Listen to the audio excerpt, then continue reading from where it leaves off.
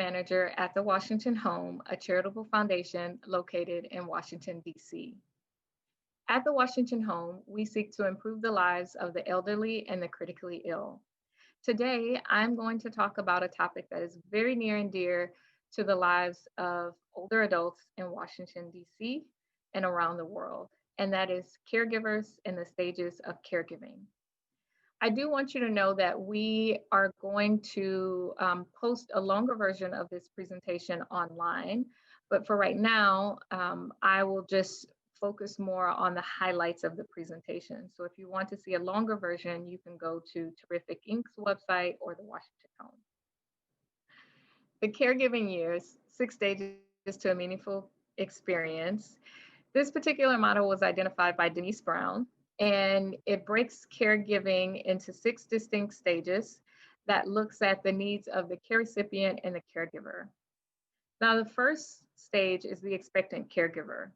And in this stage, your goal is to help your loved one get their affairs in order. And in particular, you want to focus on the financial power of attorney and the medical power of attorney. Here, you're also looking at helping them to gather all of their medical paperwork and making sure that all of those documents are compiled in a location that's easily accessible. Now, as a caregiver, you want to start to get yourself organized by learning any resources that are in the community and reaching out to organizations to help build yourself a support network.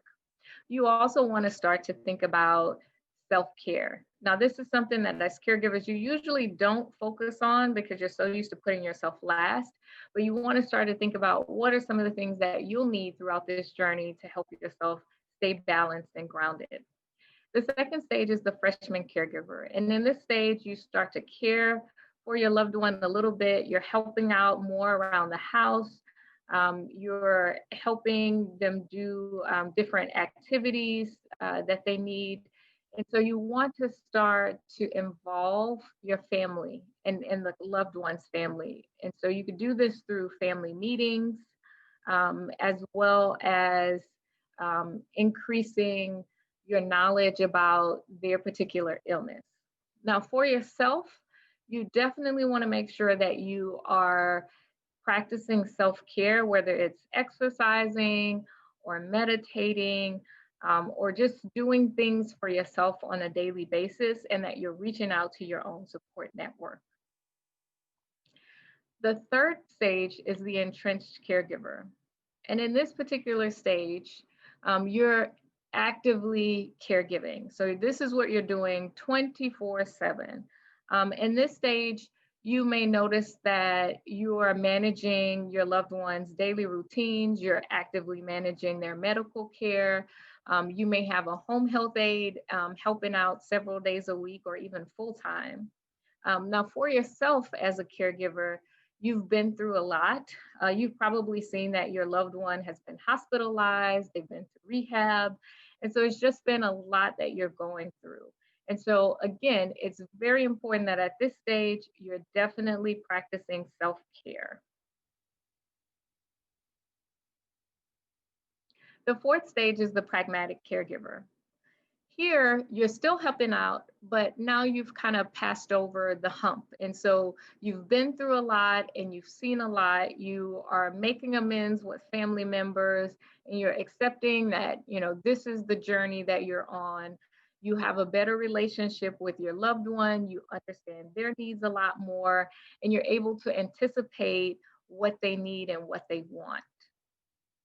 The next stage is the transitioning caregiver. Now, in this stage, this is where your loved one is nearing the end of his or her life. Now, what's important to note is that typically your primary care physician will introduce the topic of hospice, and because your loved one may be eligible for hospice.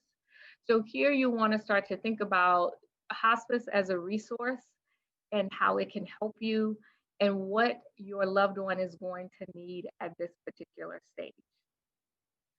The last stage is the Godspeed caregiver.